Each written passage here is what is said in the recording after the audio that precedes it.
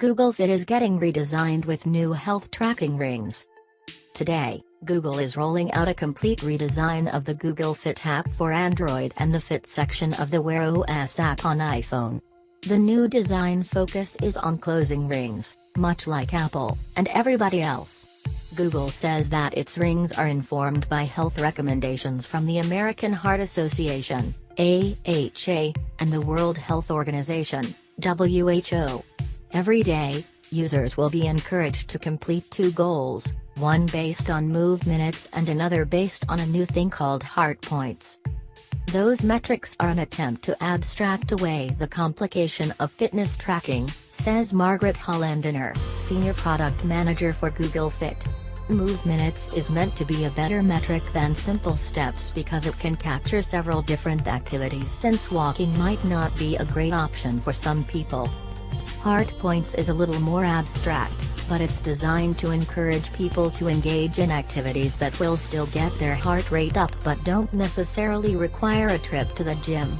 It's as simple as picking up the pace when you're walking, Hollandener says. With both metrics, Fit will attempt to use as many sensors as are available to it and estimate the rest. If you use a Wear OS watch, it can track your heart rate directly and also automatically detect when you start exercising. Fit won't require a Wear OS watch, but it definitely works better with one. It can also work with health data from other devices that are compatible with Fit.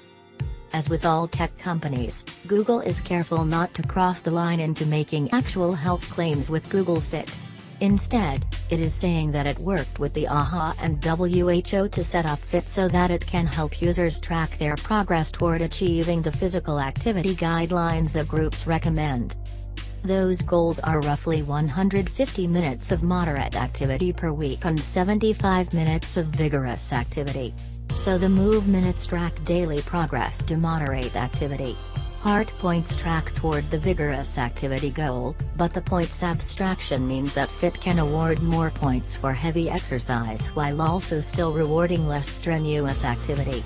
Fit will still show users more traditional metrics like step counts and estimated calories burned. In any case, the Fit app will start every user with goals it thinks are appropriate and move them up as they achieve more. Hollandener says the system will offer suggestions within the app. For example, it might suggest that you only need another 20 minutes of exercise to hit a weekly goal, even if you missed your rings earlier in the week. In other words, Fit will try to help you alter your behavior, but it might make you feel a little less bad when you take a rest day. Patrick Waite, SVP for the Center for Health Tech at AHA, says his organization's contribution to the new system was more of an active collaboration or an alignment exercise than a full-on partnership with Google. The AHA's recommendations will appear directly inside Fit if users go looking to see exactly what these heart points are all about.